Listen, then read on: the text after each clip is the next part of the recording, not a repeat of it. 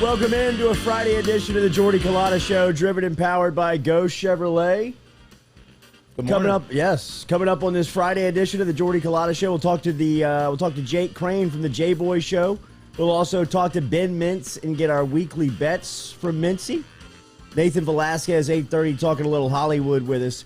Mikey is here. The birthday girl is here. Happy early birthday to you. To Katie, the mom of the show, the carpool queen. No carpool duties this morning. Just kind of worked out like that, or you told everybody it was your birthday? No, it worked out like that. Wow. It worked out like that. We got some Chick-fil-A on the rookie hazing. Chick-fil-A. Rookie hazing. I feel like this guy's done this before. Yeah, I've been around. Usually it's donuts or other things, but as the Chick-fil-A works for us. It was perfect. Noah is here. Noah's doing a great job filling in for Lloyd while Lloyd's out the last part of this week. He'll be back on Sunday night for our Sunday night edition. Is he though? Is he going to get? I think he's going to make it all the way back. I don't know. The bastard trip. I don't know. I mean, you never know. Physically, he'll be back. It's a 50-50 coin flip if you come back from a bastard It'll be trip. worth the price of the content to get him back here in time. I feel like his brain's going to be mashed potatoes. That's like 5 days in Arizona at a bachelor party. Yeah, that's tough. All day drinking, all night drinking. Almost want to calculate those in dog years. 5 days and come back about at least they're not 3 in weeks Vegas. later. At least they're not in Vegas. Who knows? You're right. It's not that far away. Just an interstate away. Who knows? All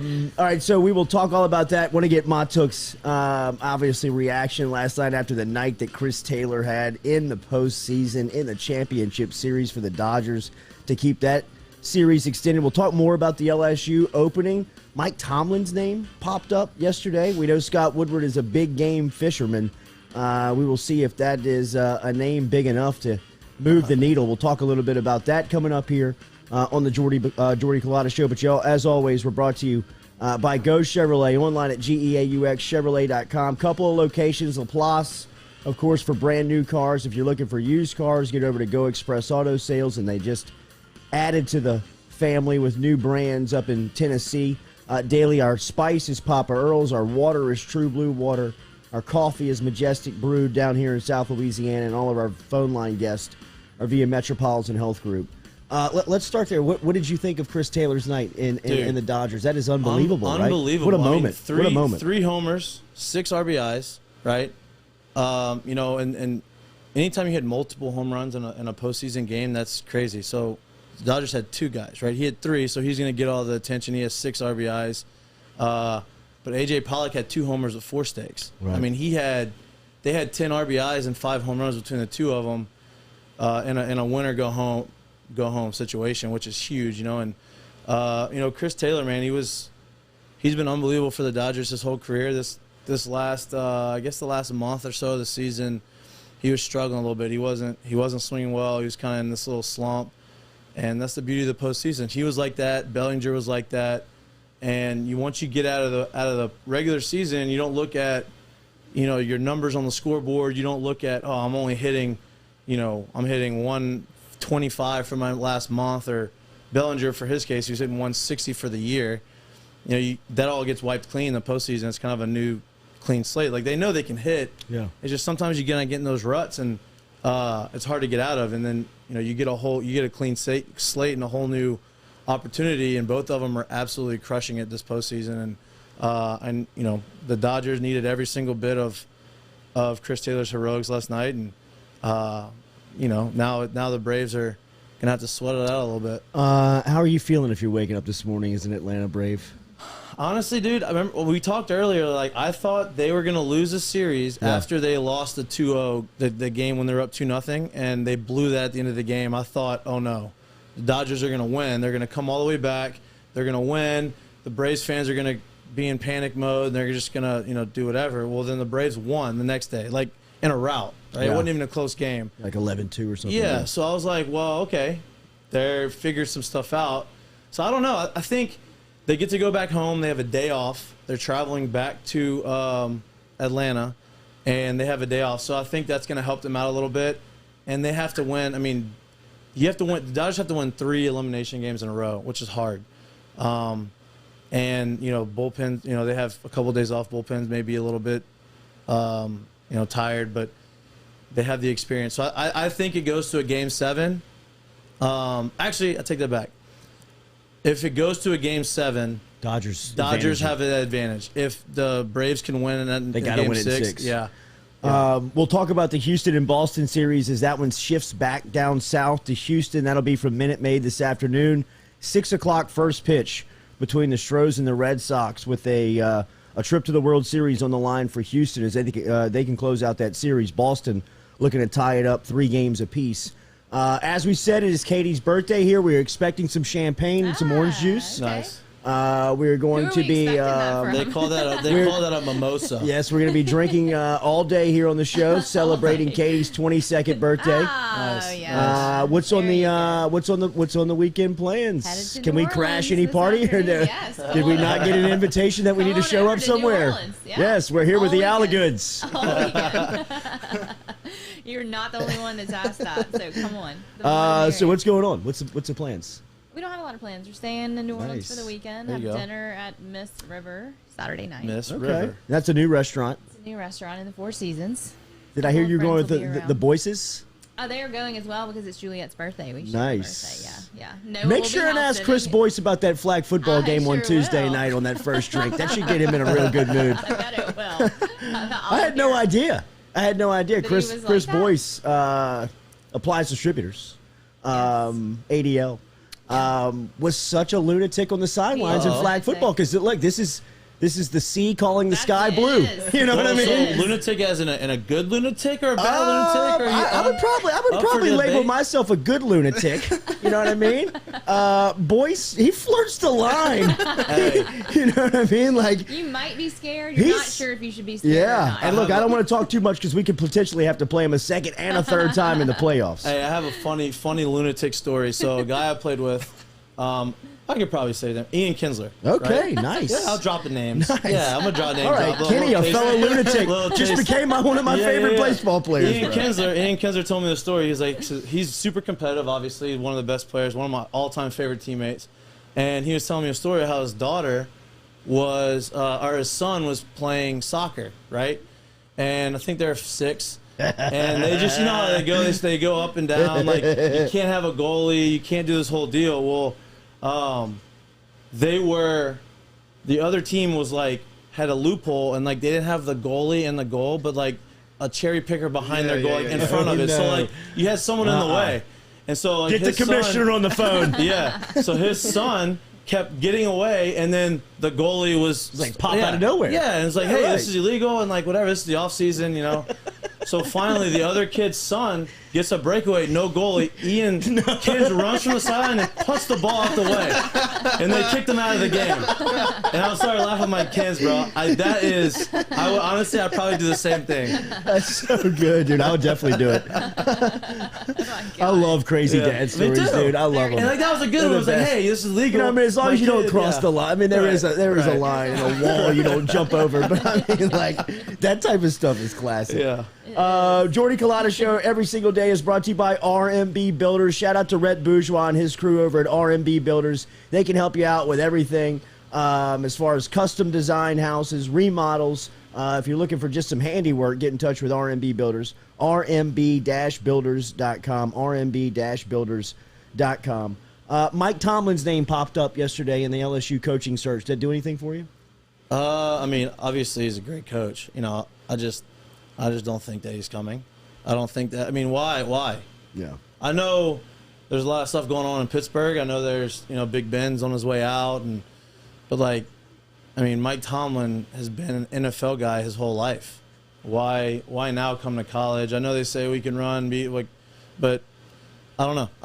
It doesn't really do much for me. I mean, I think he's a great coach. I had nothing against him. I just doesn't really do much for me. Did this all originate from Ryan Clark yesterday? I didn't see anything else. I think he said that he would have interest in the job on his television platform. Yeah, so I don't think he said that it was like Like it was happening. Yeah, he was right, getting right, the job. I think he basically said that someone had come up, like a local Pittsburgh, like us, like someone reporter. that's, reporter there. It's on their show, mentioned something about him being a candidate for the USC and LSU jobs.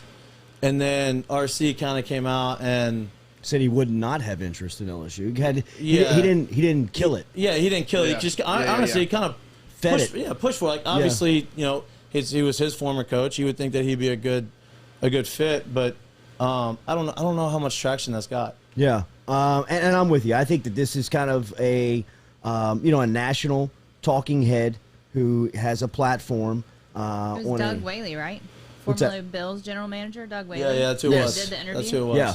Why though? Like, Just, where did it come from? Pittsburgh. I think Tomlin's been there over a decade. Yeah. Anytime, whether you're a good coach or a bad coach, you spend an extended amount. I mean, if you remember, Sean Payton went through this like years like Yeah. 11, 12, 13. Everybody's like, is he going to Dallas? Yeah. Is he going Yeah. to take the Dallas job? Him and Jerry Jones are tight. Is he using the Saints? I mean, finally he got the contract and had to come out and say it almost like 100 different ways. I'm not leaving. I'm not Right. going anywhere.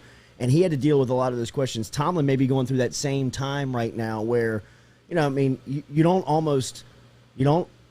realize what you have. Yeah. You know what I mean? In Pittsburgh, I know that you've seen it, you understand it, but like they get to a point where they want something new, and I don't know if you'll ever be able to find something as good as Tomlin, just as far as consistency goes. That's Pittsburgh's MO, though. I mean, they've had two coaches over for last 30 years. Like, how long was Cowher there? Yeah, they've had 3 coaches in the franchise history. It's been Chuck Noll, Bill Cowher, and which first of all is like it's unbelievable. Unbelievable. Unbelievable. Yeah, So you've had 3 coaching, so you found your coaches every single time, Right. and those are generational coaches. They're gonna be Hall of Fame coaches. So like, why would he say, you know what, I'm done. Let me wipe my hands with this. I don't want to put my name in the hat for Hall of Fame, and then go to college. And just in brief conversations that I had with, and T-Bob and I would have with Joe Brady right when he got the job at LSU, you could hear his desire of wanting to get back to the NFL. And he didn't spend a lot of time there. And at that moment, he had spent actually more time in college football with Penn State and Joe Moorhead than he had done with the Saints and Sean Payton. But you could tell he was more of an NFL guy. And I think once you taste that NFL life, it's tough to go back to college unless you're somebody like Urban Meyer, where Urban Meyer walks on a college campus and he's a god. Right. He's Nick treated, Saban. he's just treated differently. For a lot of these guys like Tomlin, if you threw him into a college schedule and asked him to recruit in June and July, like you've got to have camps on campus in June and July. I got to imagine he'd be like, huh? Yeah. I mean, where's my 3-month vacation at? Right. Where's my 3 months off? And in college football, you don't have that. How old is he? Is he older? He's a young old in the NFL. He's a young old in the NFL. Yeah. Okay. He was a young coach when he came in. I think he got the job super at like young. 35 or 36, Okay. and he's been there, like I said, for like 12 or 13 years. Okay. He's 49, so Okay. he's not. I mean, like in the NFL life, that's pretty Yeah. young. That's It's young. still young. It's still Yeah. young.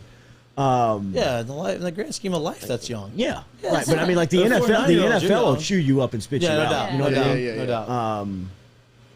But I think that, like I always tell the story, Joe Brady told us, we knew when he missed Caleb Williams, Oklahoma's quarterback right now, that you could sense he was like, I'm getting out of here. Yeah. You know what I mean? Like, I'm not dealing yeah. with this stuff. I'm not going to sit in some Washington, D.C. airport, miss my plane because I'm talking to the mom and dad in their house for an extra 2 hours, and then I get a call in the airport and say they're going to Oklahoma. You know, like, what do you mean? Like, get me back to my office, get me in front of a chalkboard, let me be scheming, drawing up plays for just the best players in the world. I'm not chasing these guys all over the country, waiting to see what they're going to tell me if they want to play for me. Give me the best players and let me coach them. You know what I mean? I think once you ask somebody to go recruit after they've lived that life, it takes a special personality to really kind of readjust and be able to do it. It's very hard. I mean, it's super very hard. And it's the lifeblood of the whole operation. Yeah. You know what I mean? Like, if you can't do that part of it, You can be the best X's and O's guys in the world, but if you can't bring the guys in there to run your scheme, your scheme's not going to work in college. Plus, you're not getting pros in college. Like in the NFL, even the worst, I don't say the worst, but even like the average professional athlete or NFL guy is a professional. Right. Like he was the best player probably on his college team. Well, yeah, you see that like with the NBA, you see these random bench warmers go and play pickup games, and they're not missing a shot. Yeah, and it just shows you how good professionals are. Yep. I read Hal Moore book. He was the athletic director at Alabama who hired Nick Saban and has since passed away, but did just tremendous. He played for Bear Bryant, kind of was an Alabama lifer, a lot like Joe Dean, was. And he told the story about hiring Nick Saban, and he said that the morning that Saban accepted the job in his Miami home, and like everybody's like kind of like, it's very emotional around him. He's making this choice. He's leaving the NFL. He's going back to Alabama, and Saban tells Hal Moore, he says, do you think you hired the best football coach in America this morning? And Hal said, you're damn right.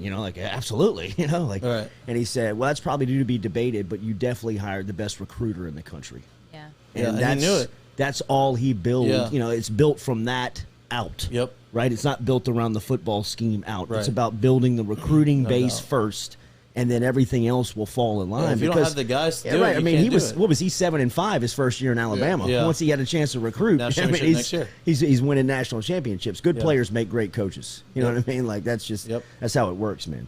Every day here we're brought to you by Cajun Ready Mix. Remember, online at CajunReadyMix.com. Cajun Ready Mix assures you, the contractor, the home builder, whoever you are, with their 9 plants around the greater Baton Rouge area, that the concrete will be delivered on time to the exact specifications. Cajun Ready Mix is online at CajunRMC.com. Whether it's residential, commercial, industrial, municipal, they can take care of you this morning. Cajun Ready Mix, they strive to be the premier provider of quality concrete over at Cajun Ready Mix. CajunRMC.com.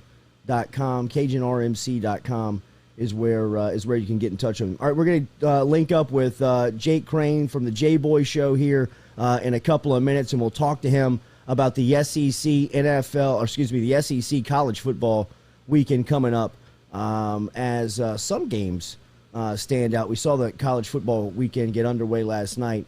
UL held on for dear life. 28-27. All the drop calls. All the drop calls. I think it distracted him a little bit. Just kind of a rough day for our boy Bill. Man, just started off with the eggs and bacon in the morning, cracking into the cell phone coverage, and then last night, we were at a flag football game, and somebody was like, "Your boy's about to get beat," and I was like, "Huh?" I didn't know what you're talking about. I thought you were talking about some flag football game happening on another field. I thought you were talking like BG and them, which they got beat. Look out for that team. Heads up for that. I mean, that might have woke up the monster. Oh, yeah, first one in 2 years. They're ready to go now. But they were like, your boy's getting beat. Your boy's about to get beat. I'm like, what you mean? And they're like, UL's hanging on for dear life right now. I said, get out of here, man. Against Arkansas State. And he said, yeah. So I got in the car and turned it on and saw that they had won 28-27. But people yesterday was they were saying if I'm stumping for Napier, that everybody's bailing off of it, because this was my sentiment about Orgeron a couple of years ago.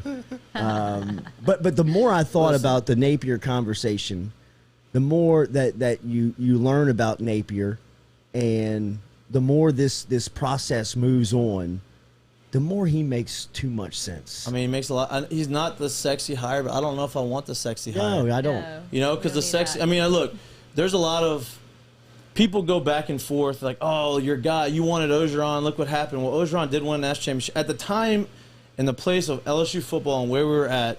I thought that was going to be that was a good hire. Like he won some games. He did what he needed to do. He got the recruiting going again, and he won. The stars may have aligned. Yeah, X's and O's. We always knew he was tied to the coordinators, and then it ended up rearing its head, and we understood that. Everybody wanted Herman. That didn't work out either. Everybody wanted, it's just, there's things that didn't work out. You wanted some people that didn't work out. We wanted someone that it worked out kind of, and then didn't work out. So for those people that saying, oh, you wanted O, just look what happened. Now you want Billy. I don't really trust you. But those same people probably wanted Herman. Yeah. And that wouldn't have worked out, or maybe, but that didn't work out at Texas. Right. And so, but yeah, you're right. I think, the more, I don't know. And we only talked to him for a little bit. Yeah. But just the way and how he spoke and what he said and the way he said it, I liked it. And for people that are looking for personality, in that hire, I don't think that it's a prerequisite this time. You know, I think that, and not to say that it was the a deal premium. with the personality thing? I don't know. I think that people look at that position as almost a form of entertainment. Did people after think the Joe had last a good 20 years. personality? Well, yeah, That's but he has a unique personality. Yeah, I think That's he's it, got a but, special like, a special Yeah. personality that is very and look, unique. He's very Yeah. Les endearing. Miles. People like Yeah. him. You know what I last mean? two. Les Miles and Yeah. Ed Ogeron. I mean, they were characters. You Wait, know what I but- mean? They were almost. That was what they were known for. When you say Ed Ogeron's name, what do you first think about? You think The accent, yeah. Right. What do you say? Les Miles. What's the first thing you The think? The hat. hat. You know what I Yeah. mean? Like And it's the like you don't stupid think. clapping Yeah, grass. right. Like I mean, like you don't think of football stuff. That's why I'm Right. saying. I wouldn't put a premium on that. But I guess my point would be, what other coaches in college football, head coaches that are premier, Right. are you think? Oh man, that guy's personality is awesome. Right. Nobody's Quirky. talking about Lane Saban's Kiffin. personality. I mean, people think. I mean he has a Lane good Kiffin, but personality. Lane Kiffin hasn't really won anything yet. No. Yeah. Like he's great, offensive mind. He's fun, but he hasn't won anything. But so I'm not putting him in the elite Right, of the elite. right. Yeah. But like Saban, Yeah, no zero personality. I mean, personality. he's got a personality. If you ask guys that played for him, like Yeah. he shows it to the players. Well, But he'll like, show it here and there, but when yeah, it's but football like, time, but it's not. It's not a Yeah. personality. It's like, oh, this Yeah. guy's quirky. No. This is like, okay, he finally shows he's a little bit of a human being sometimes. Right. You know, and that's personality. Well, I thought Yeah. the D's nuts jokes things was Right. that was Yeah. great for him. Right. You know what I mean? Right. Like, that And the was- baby thing that the just other worked day? out Yeah. great. You know what I mean? yeah, the baby thing the other day. Did you like, see him when they asked? Because like Marlon Humphrey was the one that introduced him to him. Yeah. The D's nuts Yeah. jokes, and they were like, I mean, because they asked him about him like in a press setting, and he was like, I mean, once he got going on him, bro. I mean, Yeah, he it was loves like, it. We like Stop. opened him up to this whole new world. Yeah. He would like walk into the locker room and be like talk to like a freshman, you know, and he'd be like, "Hey, Rook, what's your favorite animal?" And the guy would be like, "Huh?" He'd be like, "I don't know, Coach. What's yours?" He'd be like, "Dragon." He'd be like, "Dragon?" He'd be like, "Dragging these nuts on your face." See, so he's like he shows that it's great, you know, but right, like right. he doesn't show that to really anyone else, you know. So it's like, I don't know. To me, it's I don't.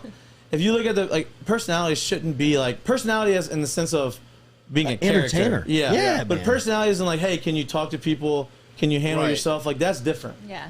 There was some video that came out from UL. It was either highlighting a win, recapping a win, and through that process, they showed a lot of the preparation, like Napier addressing his team throughout the practice week, the pregame speech, just kind of snippets of it, and then like Right. the postgame speech.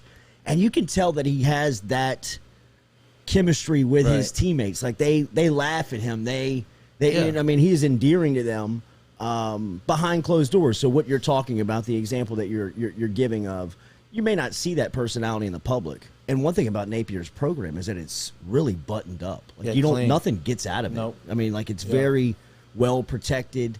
And you know, I mean, there's no leaks. Yep. You know what I mean? There's, None. there's no No. leaks None. in that in that program. All right, we're going to talk to JBoy here coming up in a couple of minutes. Don't forget, every single day we're brought to you by GoFlow. GoFlow IV Spa and Medical Spa over there on Jefferson Highway. Stop in and see them today. They're on GoFlowIV.com is where you can find them. They got memberships available for you.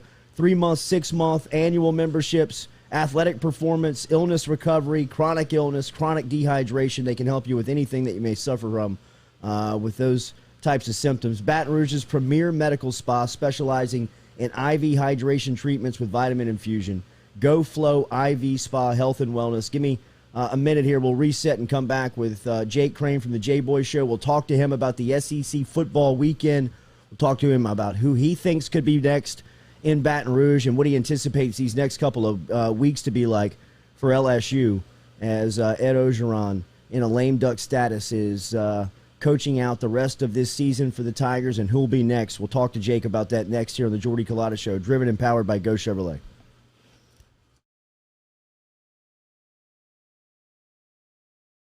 Go Papa Earl's, the fine spice, originating right down here in South Louisiana by our guy Mark Pop Norman.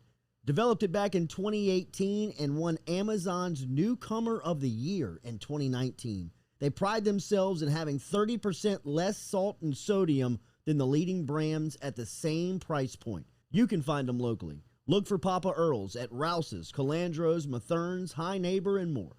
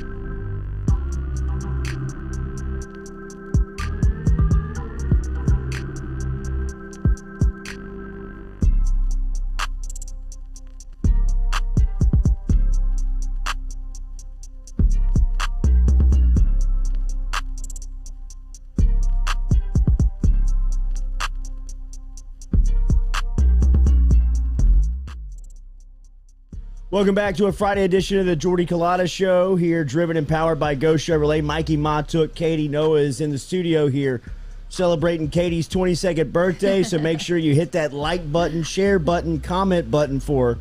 Wish her a happy birthday inside of the bunker. You. Thumbs up, thumbs down. We don't give a damn. Just interact with us over here on the Jordy Culotta Show. That helps us out a ton. Got me, got me there you go, Mike. Look at that. A burrito, Look at bro. that. That's a rookie right there, man. He knows his place.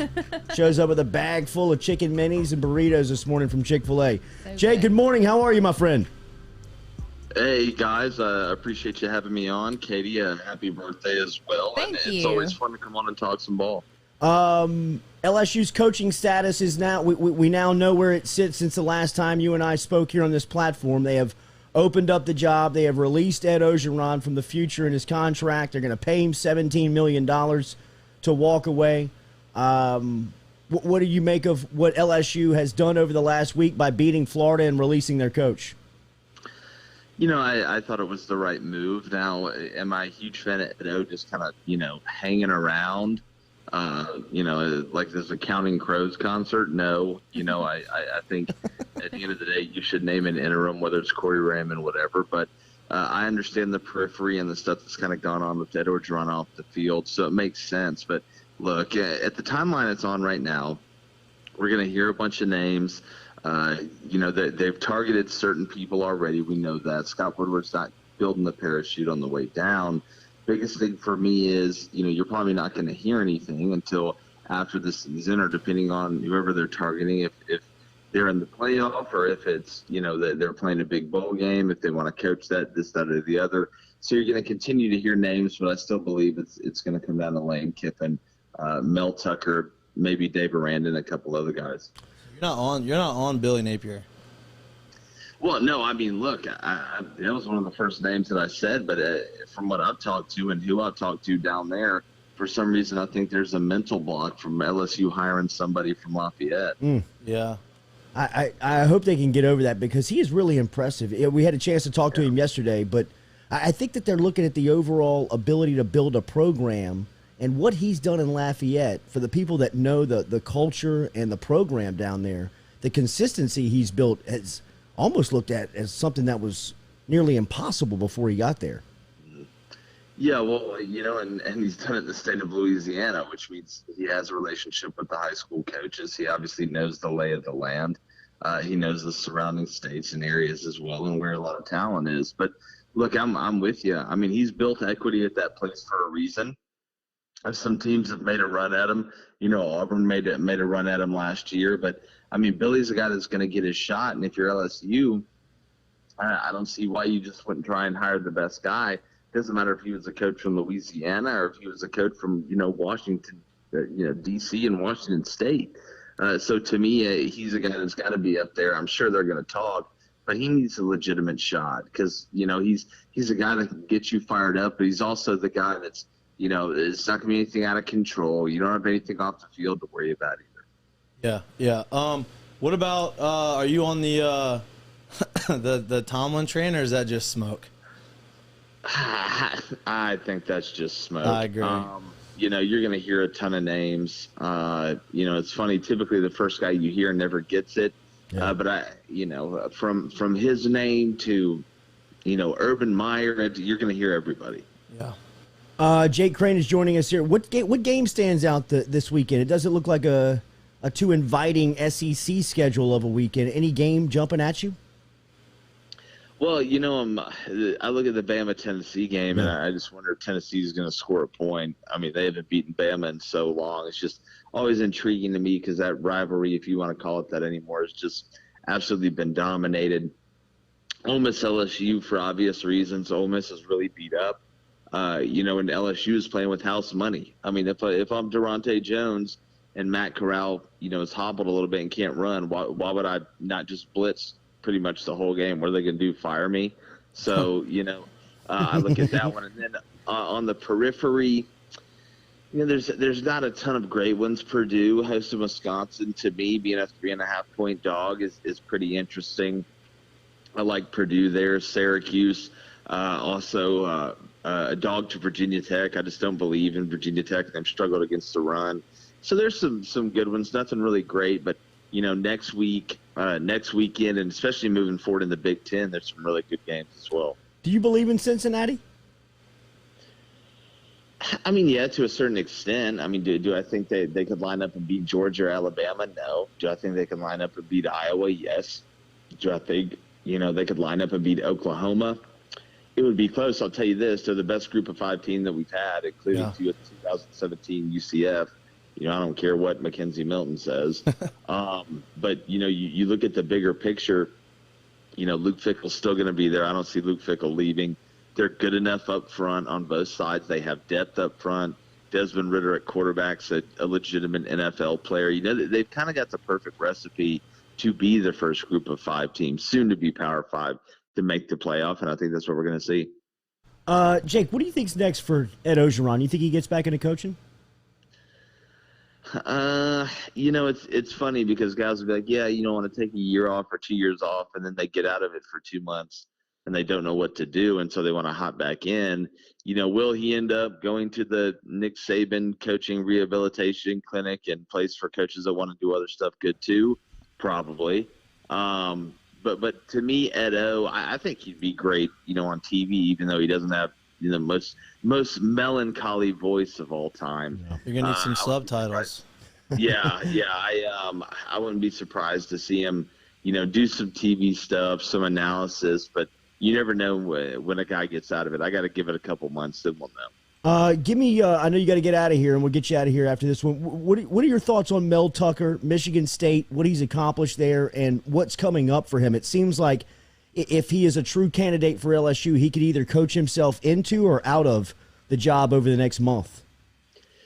Yeah, they've got some big matchups. Really, if you look at that Big Ten East, I mean, there is some absolute fist fights. They're going to cannibalize themselves, but that's what happens when you have that amount of teams that are doing well in the same conference. I think he's a legitimate option, and I can't, see the future if they're going to be perfect in these games. I would be surprised if they were. Offensively, outside of Kenneth Walker, they don't have a ton. But Mel Tucker, to me, he's an SEC guy. He knows it. He's been at LSU. He's been at Georgia. He's been up to Ohio State and won a championship there. So he knows the lay of the land. He knows how to be efficient. I just think from an accountability to and a discipline fit, I think he'd be really good at LSU. And he's not afraid to go toe-to-toe on the recruiting trail with Nick Saban and Kirby Smart and Jimbo Fisher and all these guys. And he has an opportunity. And at the end of the day, if they play well, it'll do nothing but increase his chances. And if he doesn't end up going to LSU, he may earn himself a little raise at Michigan State. Have a great weekend, buddy. I know you're busy this morning. Thanks for stopping in. Hey, anytime, Jordy. Appreciate y'all. Always, man. There is JBoy from the JBoy Show. That is Jake Crain from the JBoy Show checking in here this morning on the Jordy Culotta Show, where that conversation was brought to you by City Cafe. Remember, City Cafe, looking for if you're looking for work right now, they are hiring over at City Cafe. They can help you out, whether it is front of the house, managerial positions, kitchen, bartending, hostess. Get in touch with City Cafe, citycafebr.net. Also, stop in and check out the lunch specials. Great lunch specials every single day, including brunch that starts at 11 o'clock on Sunday morning. So stop in and check out City Cafe, over 100 years in business, where good friends meet. O'Neill and George O'Neill, citycafebr.net. The football weekend's not too attractive. No, but there was 3 or 4 weeks ago. It was the same way, and it was the best. It was a great weekend. So hopefully, something like that happens. Pat Forty wrote another article yesterday on LSU basketball. Let me guess. Same old stuff, huh? Oh man, this stuff's always comes right before the season starts, huh? You don't learn anything, but this is my favorite line of the 40si.com article that was published yesterday. LSU, which has been embroiled in one of the highest profiled and most contentious, in parentheses, cases, is nearing delivery of a notice of allegations. You don't say, Pat. From the IARP's complex case unit, sources say. However, there may still be additional interviews to be done. What else could you talk about with LSU basketball? What else do you need to know about LSU basketball that you haven't found out over the last 3.5 years that you got to run more interviews. That line right there tells you everything that you need to know. They ain't got nothing. They don't have anything. They didn't have anything 3 years ago. They don't have anything 3 years later. And as much as it pains Pat Forty to have to write this article and publish it because he can't give you any new information, all of it just clickbait for college basketball viewers, is hoping, fingers crossed, down on his knees, praying that the NCAA just steps in and gets LSU because, as he says late in the article, the LSU case may be the most heat of them all, given the direct tie of Coach Will Wade and the anger in basketball circles over Wade's continued employment. Hey, Pat, spare me, bro. Get the hell out of here. You think that there's a group of coaches that are pissed off that Wade is employed, knowing that they're all doing the same shit that Wade is being accused of? I mean, seriously, you think that people out there are real pissed off about Will Wade because there's a perception that he's cheating in college basketball? Wake up, Pat. You've been around the game for 30 years, and you're just going hard in on Wade because y'all can't get him. Y'all have no evidence on him. And as much as y'all want to find and put him on the pit and barbecue his ass, y'all haven't been able to do it. And this is another article stating a bunch of words, a bunch of big words, showing off his ability to write, but he gives you no information. What's his problem? I don't know. I think that he's in bed, obviously, with the NCAA, and it's just kind of like a mouthpiece. I mean, with this NIL stuff, like, people would just say, okay, it's over. They're paying college athletes anyway, so let's just go. Let's move on. Wade was caught on a federal wiretap in 2017. We know, Pat. We all know. We all know. And an aspiring agent, Christian Dawkins, about a strong-ass offer to land recruit Javonte Smart. Pat, this is the same story you've told now for 3 years. This has not moved the needle for anybody, buddy. Nobody in college basketball, nobody in college sports gives a damn about this story anymore. I mean, I know it crushes you that Will Wade is still on the sideline and still getting 5 stars, by the way. If you didn't see it, Julian Phillips committed and signed his letter of intent to LSU last week, choosing over schools like Kentucky, who they're clean, huh, Pat? they're just squeaky clean up there in Lexington. I know that you're right down the road from your buddy Calipari, and he's just running the cleanest program out there. He's never done anything, man. No banners ripped down out of the rafters at UMass and Memphis for what he was doing. You know, it's okay. Yeah, but that's different. Yeah, that's different. It's not like what's happening at LSU. So, you know, I mean, I had people asking, did you see Pat Forty's? Yeah, man. I mean, like that. I read it 2 years ago. There's nothing to it. I mean, it is the same copy and paste crap that they have been putting out there for 3.5 years. Meanwhile, LSU basketball is a top 25 program going into the season and continuing to clean up on the recruiting trail. And that, more than anything, busts their ass. Yeah. Mm-hmm. Like, that, more than anything, is something that just keeps them up at night. And for whatever reason, Wade has just gotten into the crawl of all these older talking heads. And even, like, I mean, I don't think that it's a coincidence that Krzyzewski, Roy Williams are starting to retire. You know what I mean? It's just time to get the hell out of here, man. In the same ballgame. The new kids on the block are kind of starting to raise up and come into power of college basketball, and that's why Wade is in this position to start off with. He got to the party way too early. He showed up to a party as a 35-year-old where the main characters and having all the fun were a bunch of 55 and 65-year-old white men. And they looked around and were like, who the hell is this kid that's beating us at our own game? It's just like Calipari was when he was at UMass. Yeah. Let's turn him in.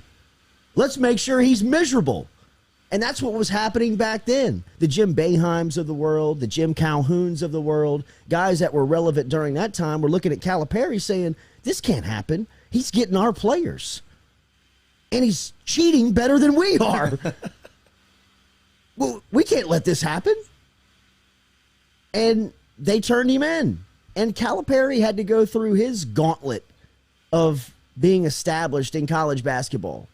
And I feel like Will is right there. I feel like Wade is right on the doorstep. And that was why losing Adam Miller was such a devastating blow earlier this week, because I really thought and think that he still has a team that can make a run. Losing Miller, I mean, you lose 20 points a night. Right. Yeah. I mean, it's tough to replace 20 points a game on a college basketball roster. Now, luckily, experience too. Yeah, man. And luckily, they have been recruiting at a high level, and guys like Justice Williams and Brandon Murray are really going to have to take this opportunity to step in and play some positive minutes. And for Justice Williams, you might have to fast forward his clock a little bit. You know what I mean? If you've got Adam Miller healthy, in a really ideal world, you could probably redshirt Williams this season and have him really prepared for a year, 2 years down the line of college basketball. Now you gotta ask him to step in and play a little earlier than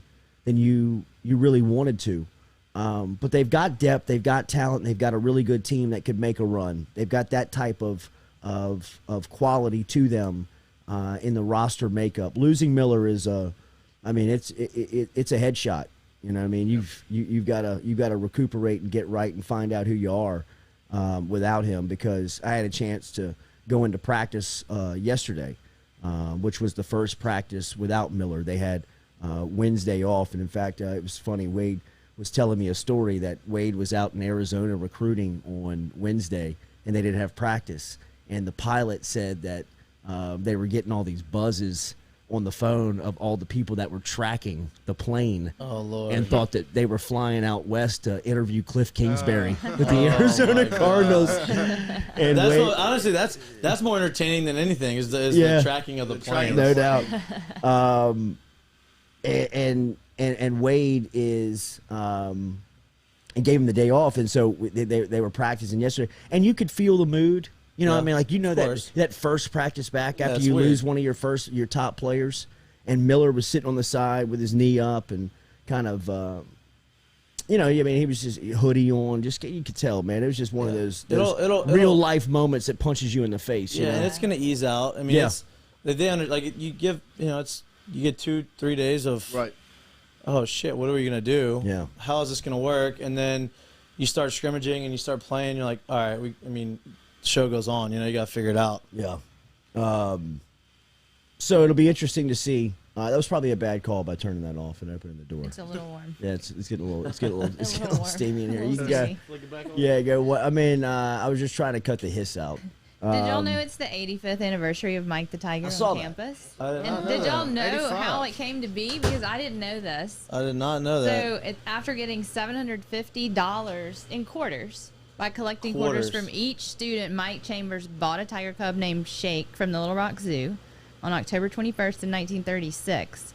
And then everyone lined up and down on Highland Road when they brought in the new little tiger cub, chanting Mike. Was he on it? Was he in like a little cage, or was he walking down on a leash? I guess I don't know. Surely not a leash. Oh my God. He's a cub. He's a cub. He's a cub, though. He's a cub. That's he's a true. cub. He's still in the position where you could still handle it, I think. So he was named after Mike Chambers, the person who made this happen. I never knew that. Oh, Did y'all wow. know No, his did name was not. Mike? Didn't even know that. Did you ever go to games when they used to put Mike outside of the opponent's shoot? Like in the cage, and he's on In the the cage. oh And they yeah. would When just did sitting they there? stop that? And he would start growling. They I think they stopped that in probably 05 or I 06. think they got some trouble because they had to Well, they were prodding. yeah, they had to I guess I would have seen that then.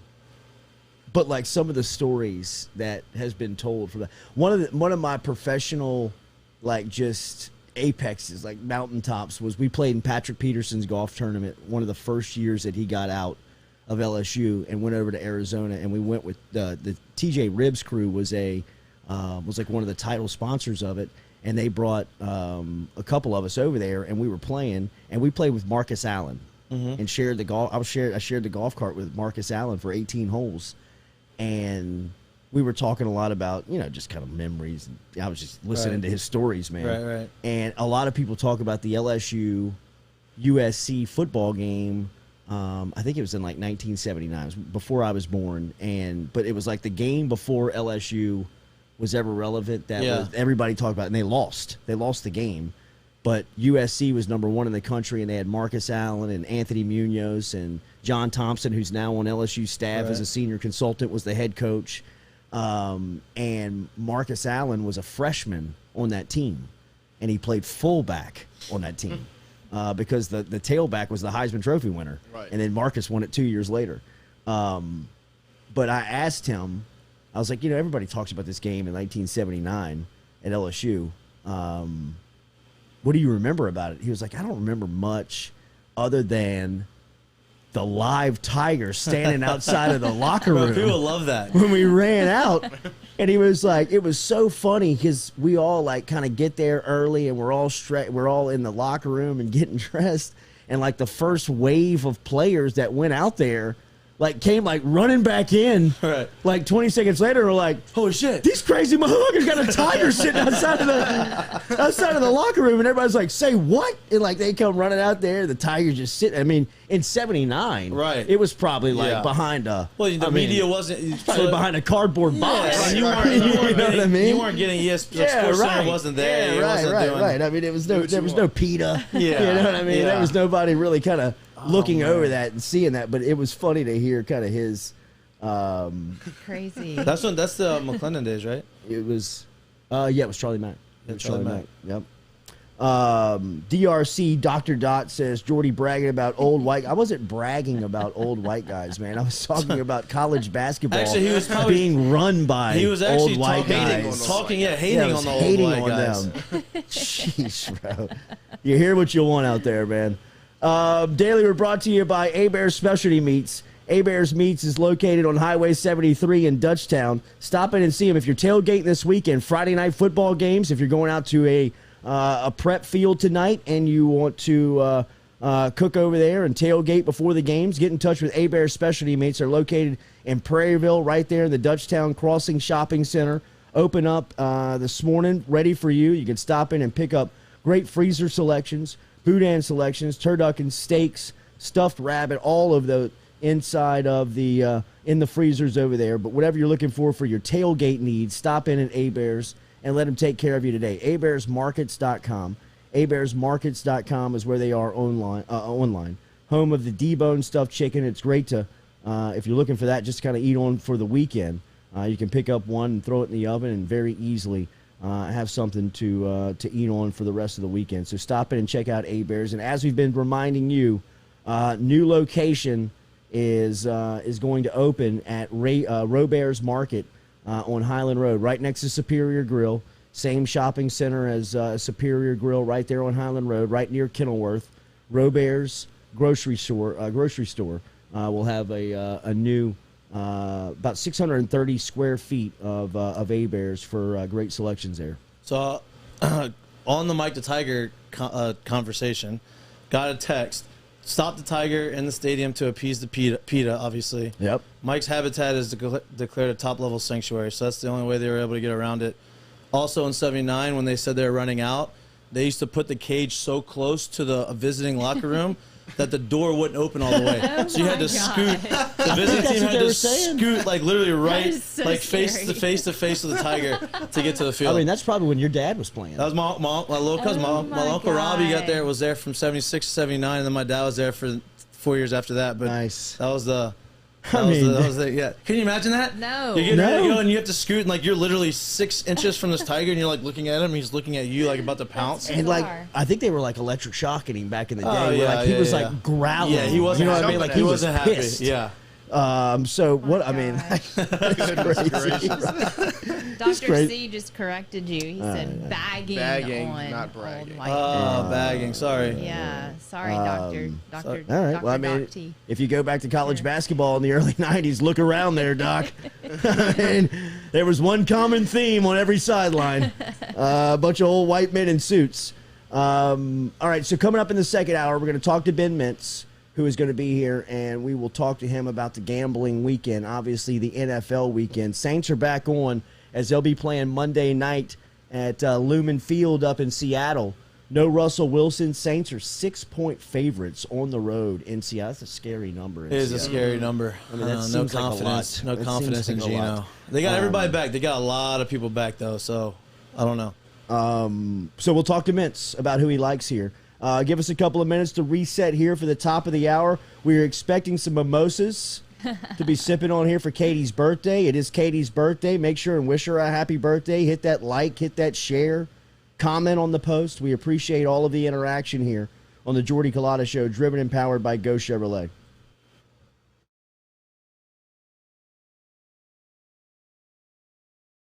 Proud to announce Go Express Auto Sales, the new used car lot located in the capital city of Baton Rouge, Louisiana at 11522 Florida Boulevard. Go Express Auto Sales is online at goexpressautosales.com, or you can search them on Facebook and social media at Go Express Auto Sales, the newest addition to the family of Go Chevrolet. Remember, Go Chevrolet is located down in Laplace, Louisiana, but now welcoming aboard Go Express, the new used car lot located in Baton Rouge, Louisiana at 11522 Florida Boulevard.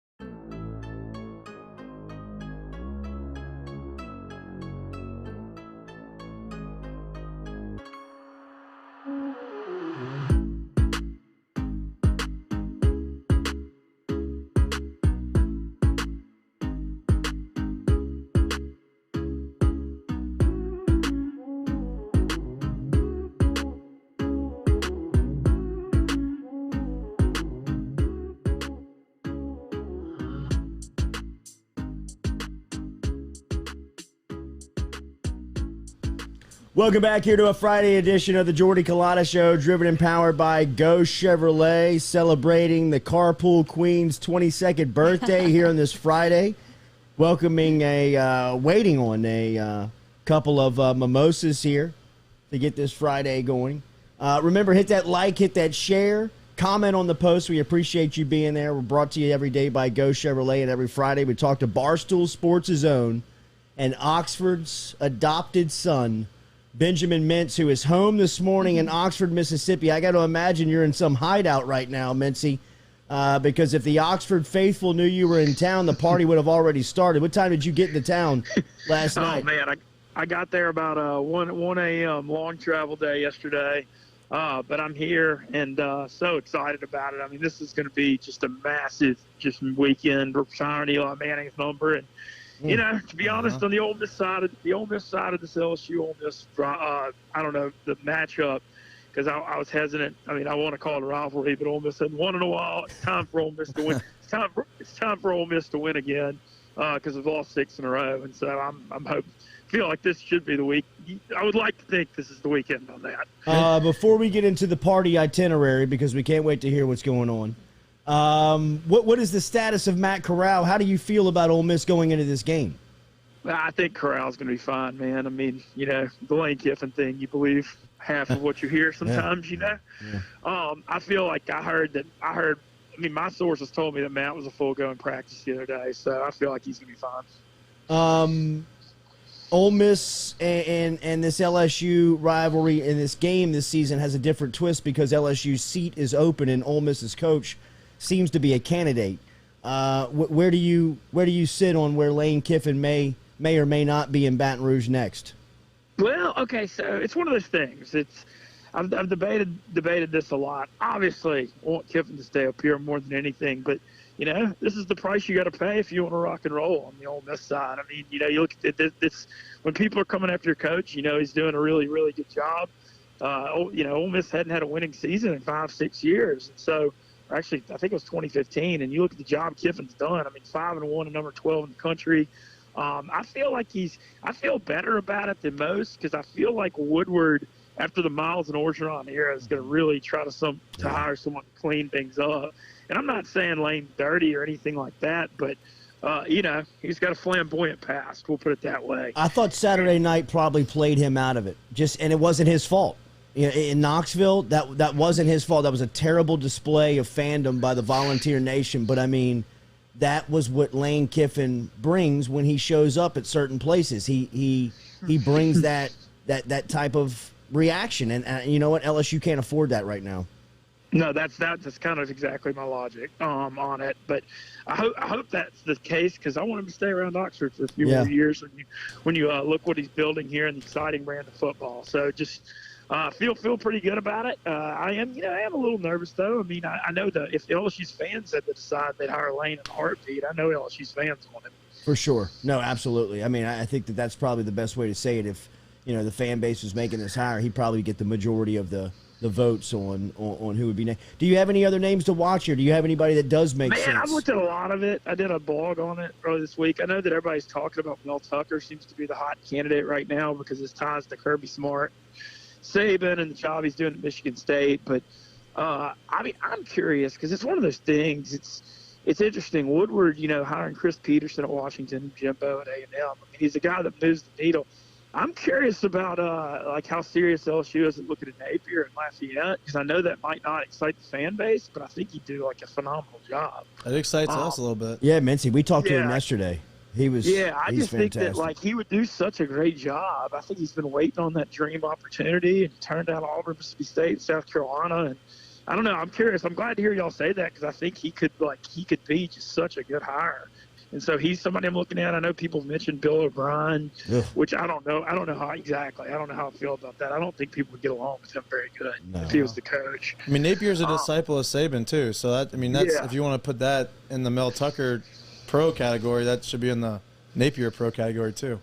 Yeah, I know. I'm glad to hear y'all say that too because I'm definitely higher on Napier than most. But it's going to be interesting. I don't see Joe Brady coming back. Yeah. The Dave Aranda thing would be interesting, but I feel like, you know, because he's doing such a good job at Baylor, but I feel kind of like LSU went with O over him in a way already. Mm-hmm. You know, I don't really know exactly how all that went down. And so, I mean, I'm not saying he turned down LSU. I'm sure he'd have to take it. It's such a great job. But it's one of those things that can go in a lot of whole bunch of different directions. I mean, I've seen 8 or 10 names, so we'll see. And Woodward, big props to Scott Woodward too.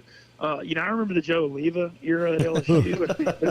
No, but the leaks that would come out of Baton Rouge. You know, as far as the media stuff with Oliva, and Woodward's running a lot tighter ship. Yeah, he put some flex steel on that thing, huh? Yeah, it's kind of hard to know like what to believe, you know. No, I think you're exactly right. Nobody knows what Woodward is going to do next. Nobody, and I'm talking about like people at the highest order at LSU. I think that's how he operates, and that's kind of his MO. I mean, he makes sure that that was the first order of business when he got to the administration. I mean, the leaks were sealed immediately. Mintzy, is Cincinnati for real in college football? Do you believe that they are like a for real contender? Yeah, well, I think that their situation, I mean, I feel good about it. The win at Notre Dame was so big for them. I know Indiana isn't that great, but, this year you look around college football and, the Pac-12 doesn't look to have a playoff team once again.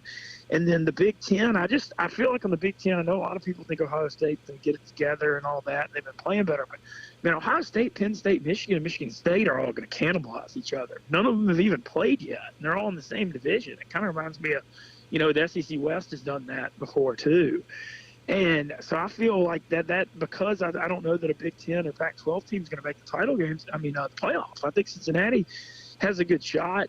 Oklahoma looks to kind of have new life with Caleb Williams, the quarterback, kind of bringing back, he's looking exceptional there. And so you got to feel pretty good about them. But I just feel like the Big Ten, could cannibalize each other. And then you look at the ACC right now, and very interesting ACC matchup this weekend between Clemson and Pitt. But, I don't think the ACC has a playoff team either. And so if there may not be a playoff team in the ACC, Pac-12, and maybe not in the Big Ten, I think Cincinnati's got a shot to make the playoffs. Now, do I think they could win the playoffs? It's a totally different story. I don't know about that.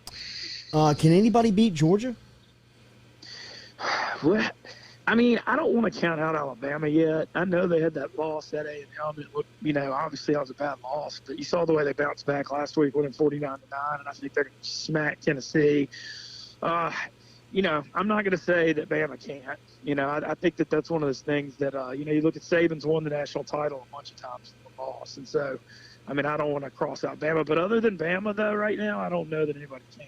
Do you think that? Are you sold on the quarterbacks at Georgia? I may be the only one but that's my point. I think Bama would be able to score and be able to stop the run better than most. Yeah, no, I'm a little concerned about the Georgia quarterbacks too. All three levels of the defense are spectacular. Right. That is definitely the best defense in college football. But I do have some concerns about the quarterback thing too. So I don't think. I think they're an awesome team. Don't get me wrong, but I'm not having the title or anything yet. Mintzy, what the hell's going on this weekend in Oxford? Dude. You gonna step foot in the library or what? I don't know if I may pop by there this afternoon. Yeah, so, go get some studying in. Yeah, this weekend is just so big up here. Man, it's I heard the square was really popping last night. Like I said, I got here at 1 a.m. and missed it, but today, man, I got some fun plans to just pop around. They're having the Ole Miss Midnight. What they do for the Midnight Madness basketball is actually tonight at 6:30 on the square, and they're having like a dunk contest, which I think will be a lot of fun.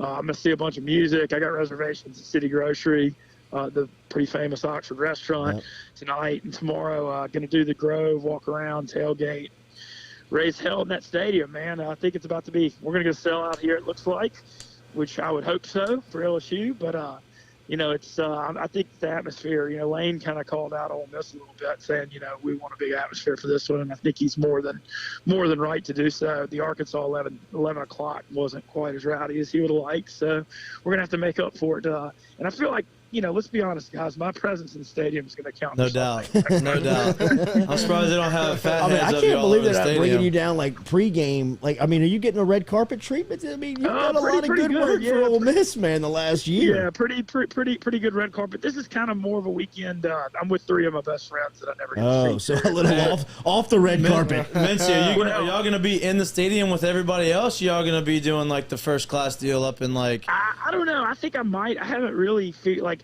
it's been. I'm not sure yet. I know I have really good tickets. I hadn't asked for a field pass. Maybe I definitely should. Yeah, you definitely should. Yeah, you definitely should. So we'll see.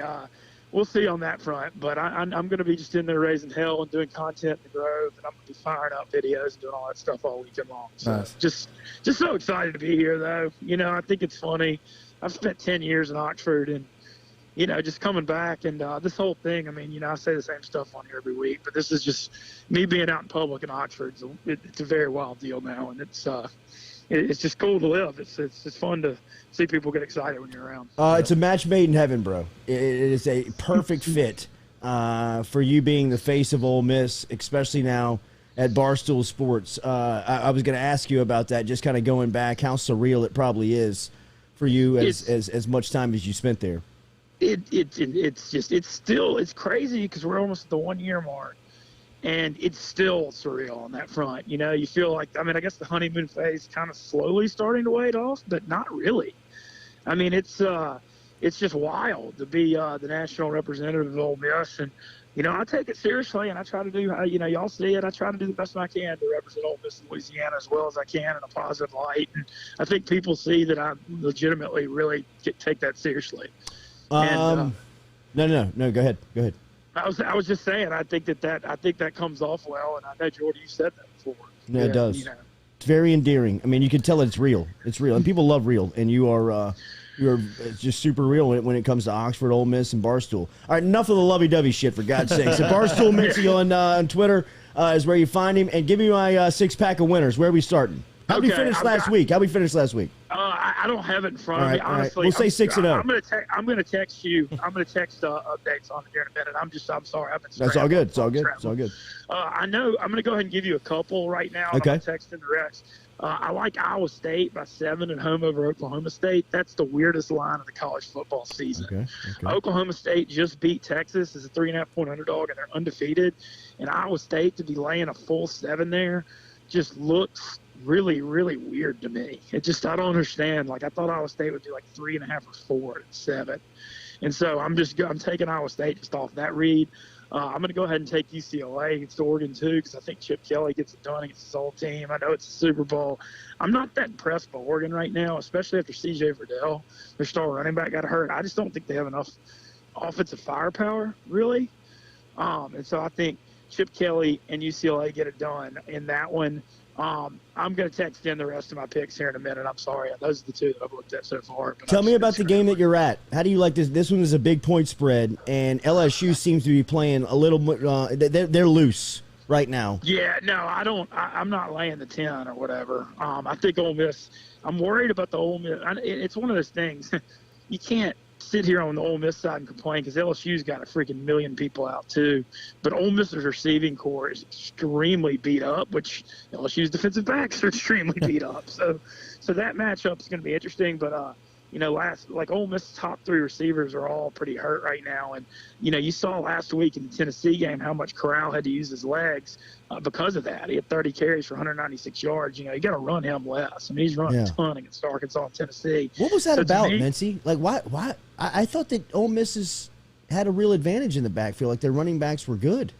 I know. I thought that, too. And so Lane Kiffin actually called Jerry and Ely out on Monday, saying he's step up because Ely's a heck of a playmaker. And I don't know, said something seemed off in the Tennessee game.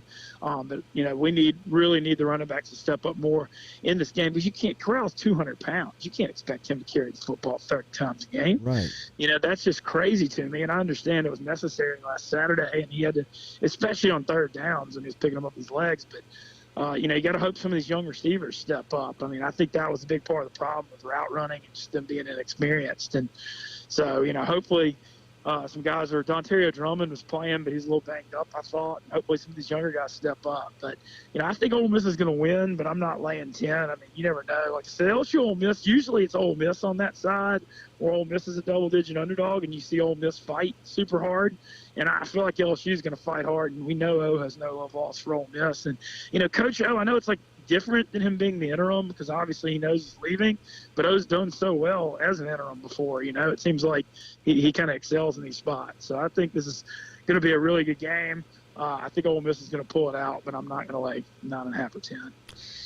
Mintzy, I would love to be riding shotgun with you this weekend in Oxford, bro. Go slaughter it. Have a good time. We'll talk to you next week.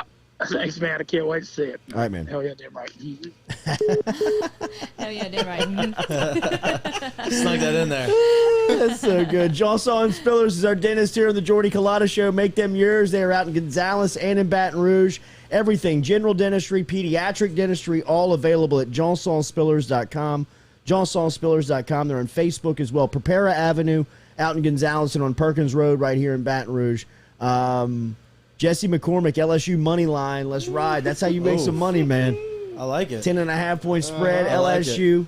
Like sometimes I risk losing my money. No doubt. Just so I can give good karma to the Tigers. You know what?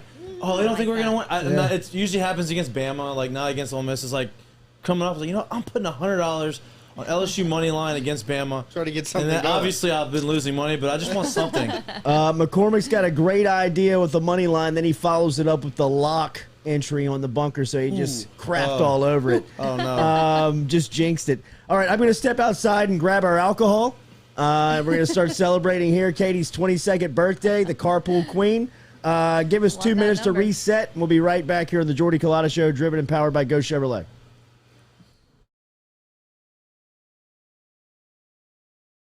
4, 3, 2, 1. You'll never have the sacred stone. Oh, this you crazy mother.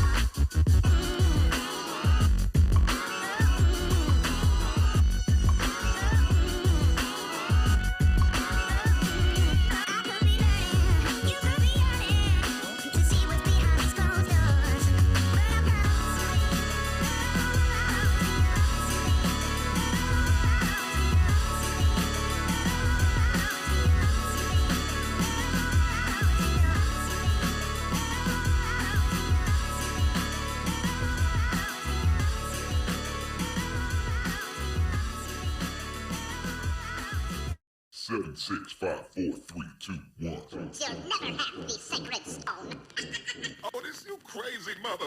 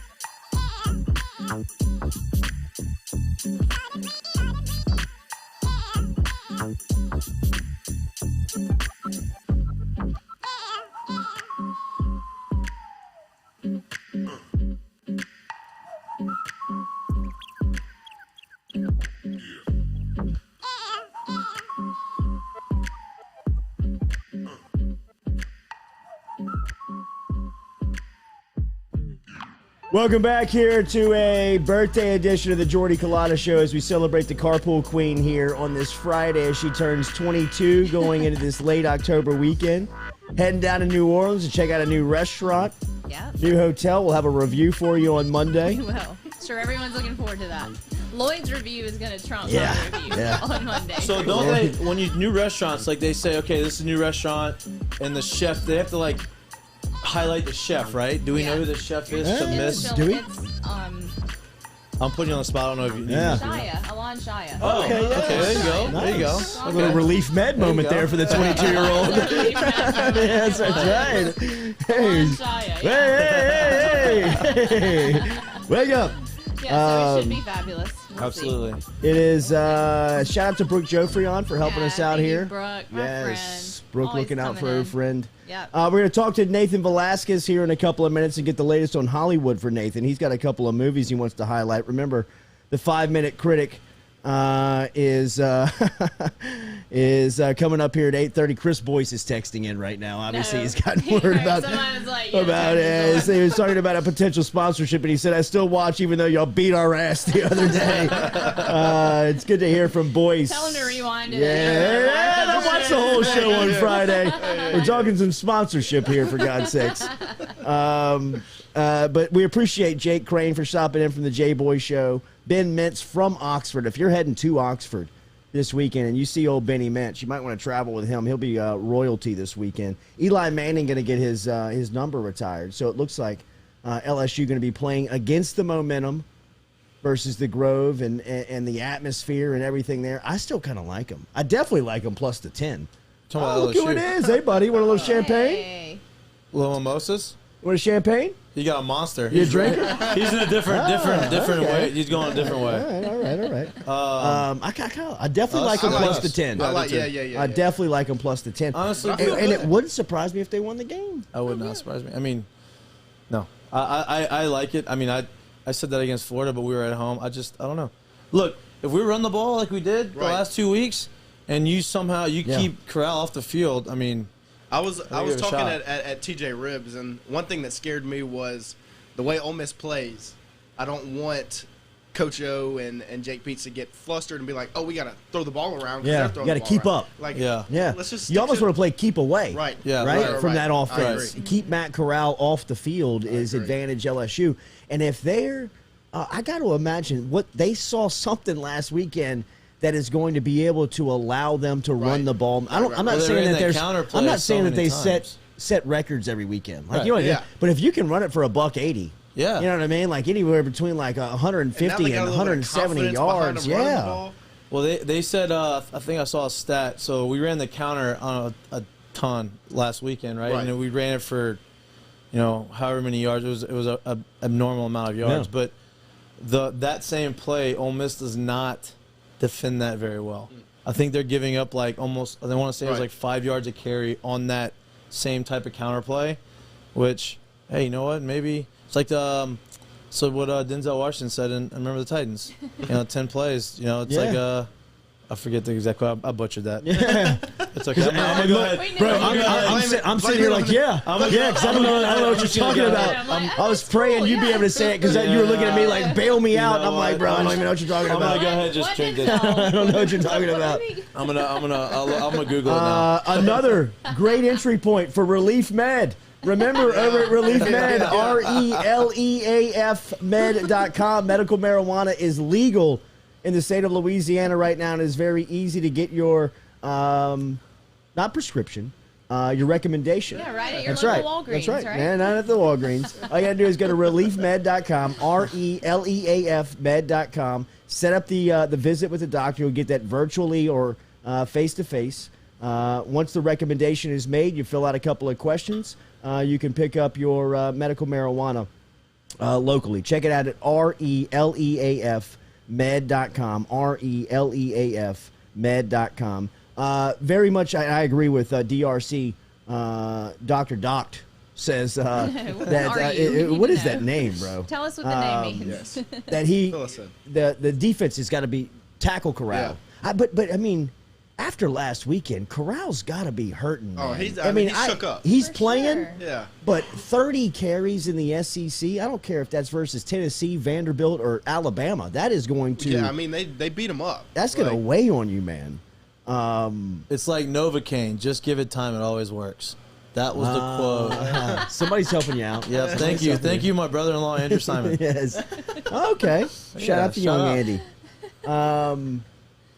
The Alec Baldwin story. It's a tough transition. Sorry about that. Sometimes What's in this it'll be like Brandon that. Hollingsworth asked. We're fault. going to talk to Nathan Nate. about this because the 5-minute critic is going to be here in a It's minute. This on story the is time, nuts. yeah. Can you summarize what happened? This is on a set Okay, yesterday. so this is on set. Alec Baldwin they're filming, and he had a prop gun, which the prop guns are real guns, but they're not supposed to be loaded. Right. And so when he fired the gun thinking that it wasn't loaded, and he shot and killed, or he shot his the director of photography and the actual director of, I think the director, and the director of photography ended up passing away. And I mean, it was it was unbelievable, unbelievably unfortunate and a tragic loss. But Like I don't know how that bullets, happens. Or do you load something else in a prop gun that shoots out and like I mean, something you happens? would assume that it'd be blanks. Yeah. If you wanted to make it seem like it's a real gun, Right. or a real situation, you would shoot Just blanks. They just didn't know one was in the chamber. Like, I mean, but you had like somebody. I don't know. See, this is my conspiracy mind going on. Right. Maybe, Somebody knows something. Maybe somebody set him up. Set him up. This isn't a rookie movie. If Alec Baldwin's in the movie, this isn't like it's their first time. I know. Like, No, it's an A-list celebrity. It should be a legit.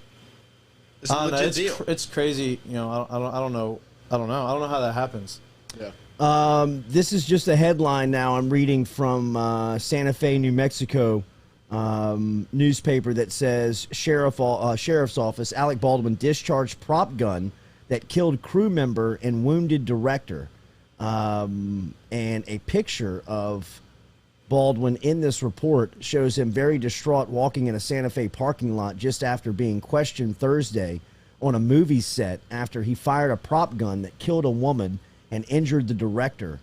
The director of photography for the feature film Rust, as you were saying, Helena Hutchins, died at the University of New Mexico Hospital in Albuquerque, and the director, Joel Souza, was taken to that same hospital where he is receiving emergency care. Baldwin is one of the film's stars as well as the producers. He went to the sheriff's office willingly and provided a statement to investigators.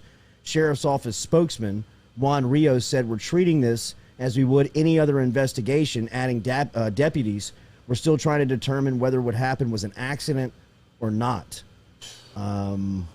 Attempts to get comments on this were later unsuccessful. We'll talk to Nathan about this coming up here next. The 5-minute critic, Nathan Velasquez, will join us in 1 minute here on the Jordy Culotta Show.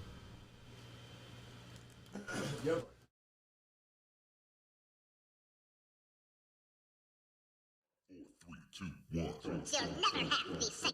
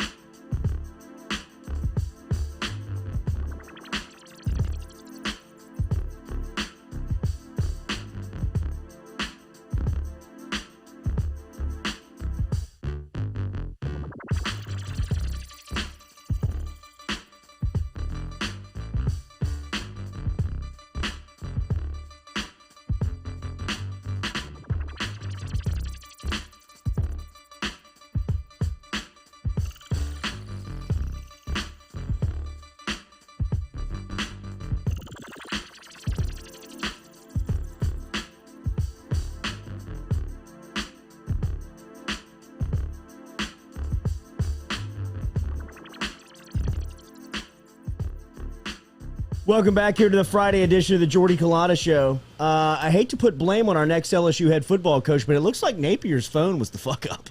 I mean, it definitely doesn't look like it was the Jordy Culotta Show. Rocking and rolling. I mean, we've done about 4 interviews since the next LSU head coach was here yesterday morning, and I can tell you, man, Nate, that's on you, bro. Woodward's he's got a wire tap. I will tell you this: we won't tell you the number that Napier called from, but the area code 205, Tuscaloosa, Alabama. There you go. That's what happened. Behind every crisis in Baton Rouge seemed to be some tied old Nicky. All right, Nathan Velasquez, the 5-minute critic.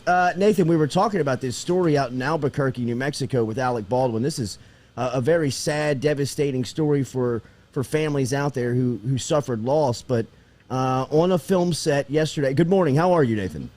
Good, going well. No, and you're right. It's a crazy story. I heard what y'all were saying just a second ago. My mind also went to the conspiracy theories. There we go. That's not the only one. Well, I mean, Nathan, you can give. We don't have a lot of details. We don't have tons of details right now. So what's going on? And like, if you think through the different scenarios that can happen on a set with this, it could be dozens and dozens of people to blame. You don't know until you know. So how does that work? How do they set up a prop gun? Like, I mean, I'm assuming they have a gun, it's a real gun, but they put blanks in the gun? Yes, you do. You have blanks in the gun, and this is not the first. This would not be the first time that a prop gun with blanks in it injured someone, actually killed someone on the Bruce set Lee, of, right? Brandon Lee. Yeah, Brandon Lee. It was on the set of The Crow, I believe. Yeah, where it happened.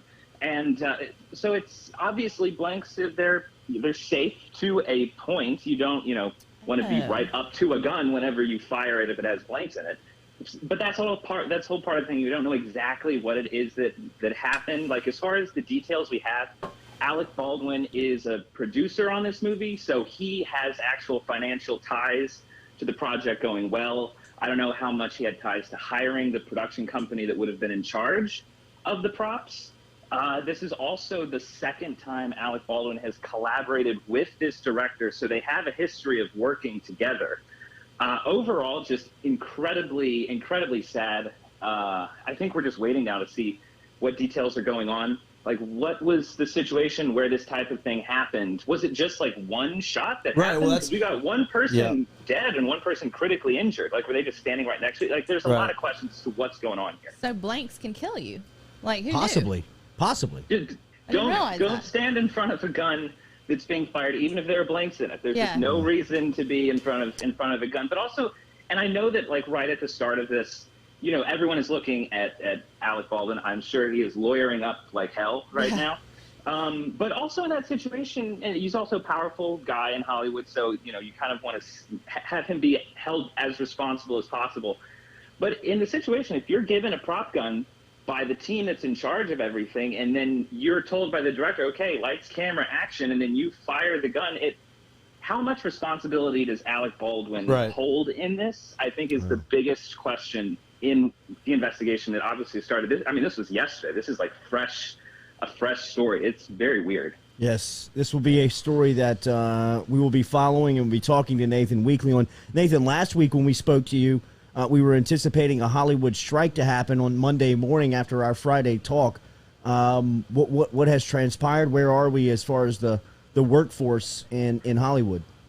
The community that actually was calling for the strike, this Alec Baldwin story, in some ways it kind of meets in the middle at some parts. So, yeah, last week we were anticipating a strike to happen this past Monday. They reached a deal at the last minute.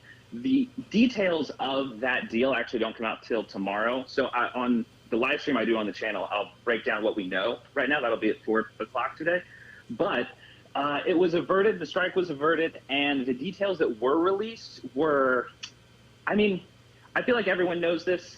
Just imagine yourself at work. You're expecting a big announcement to come down from the executives, and it is such a PR, wishy-washy, nothing has been done type of announcement. Gross. It was just like that. I think there was one where they said, one that really made everyone upset was like, we are proud to announce that we have secured the federal holiday of Martin Luther King Day for everyone. Everyone's like, are you kidding? We're working 20 hours a day. That's not what we want to hear right now.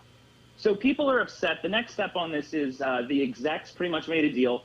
Now, the management team needs to vote to approve it. If they vote to approve it, then story's over. Everyone goes home, or I guess everyone goes back to work.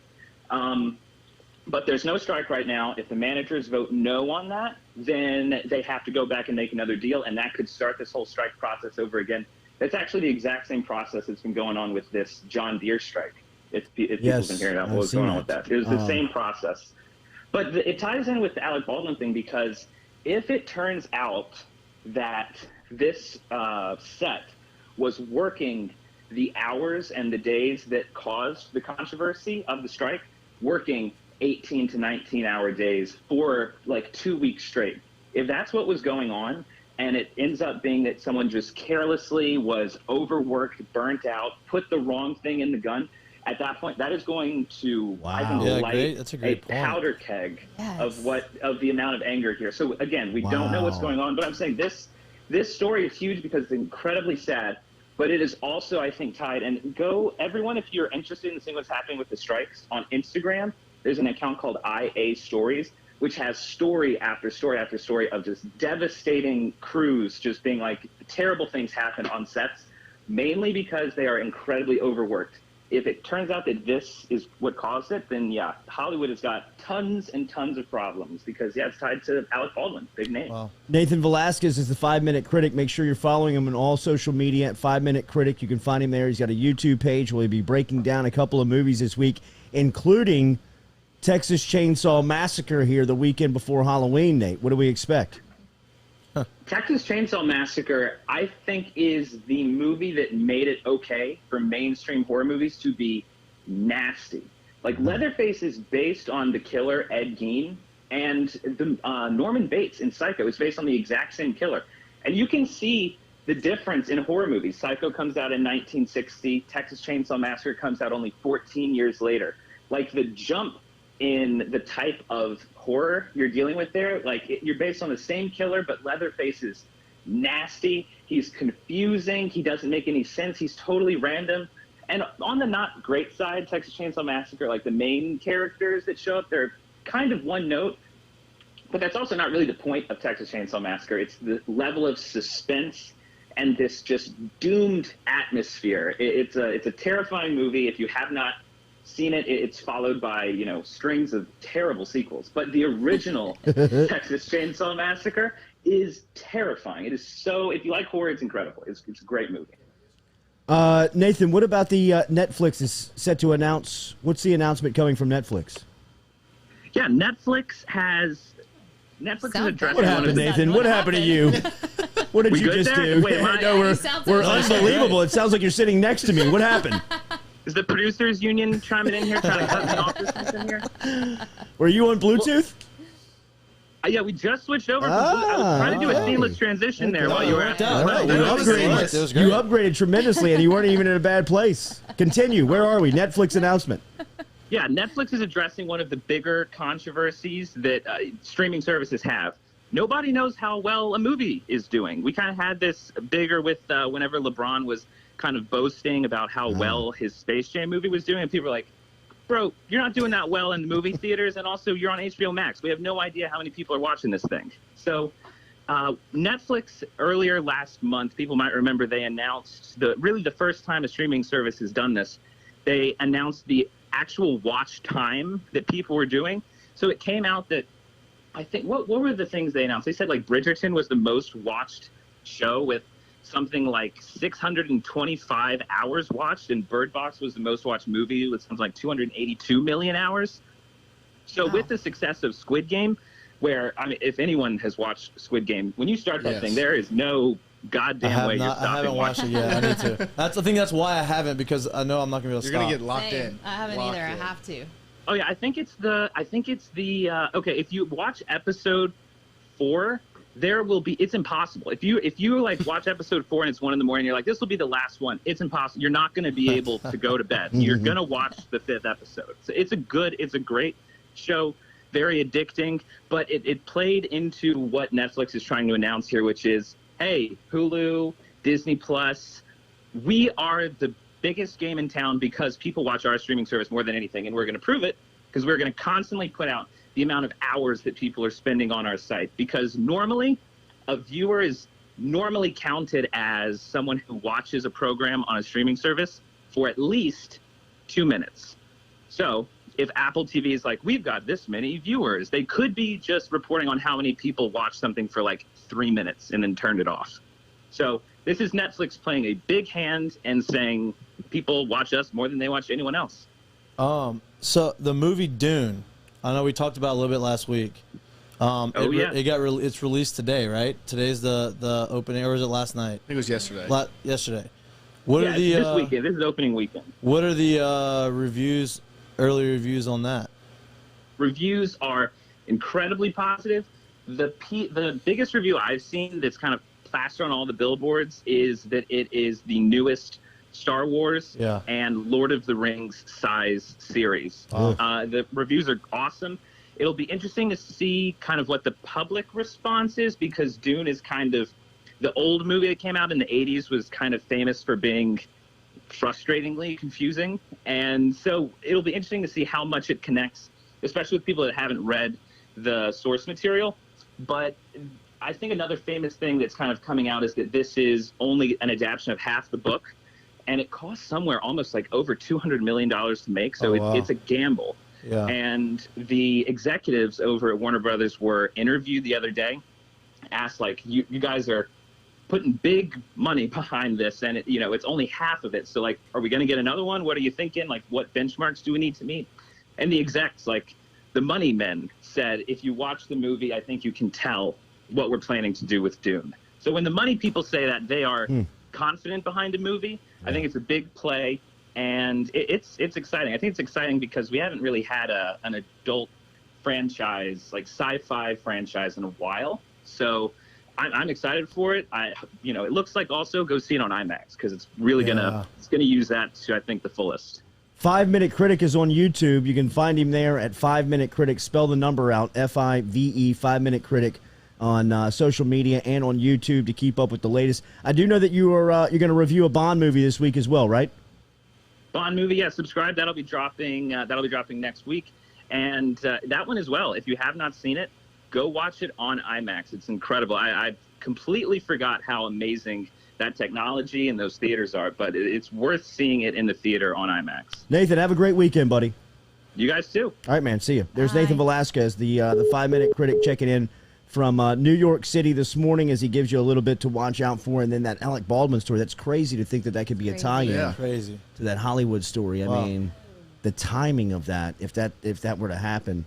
And we will obviously catch back up with Nathan next week. Appreciate everybody for being here. Make sure you hit that like and share, just like you do every day. We appreciate that, the interaction, as we very much appreciate that. Helps us put this show in front of new eyeballs, and that gets us some more subscribers and gets us more people that we can talk to, and that's how we are successful in this field. So we help you with your support there. We thank you for your support there. Did you see Steph Curry's numbers last night? Oh, my goodness. Did you see his first quarter? He had 25 points. He was 9 of 9 from the field and 5 of 5 from the three-point line. He had 45 points last night. He said he was off. Yeah. He said he played like trash the night before. He had triple-double. He had triple-double, and he said he played like trash. Man, this is going to be great. Heads up, bro. Love it. I mean, Steph Curry. He should have won MVP last year. I think he's pissed off about that. He's kind of beefed up a little bit, too. He does look a little thick. Beefed up. Yeah, in a good way, though. In a good way. Not the James Harden way, but, you know.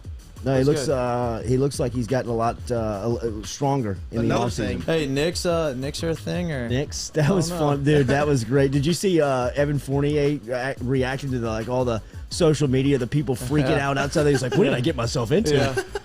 Where am I?" Right.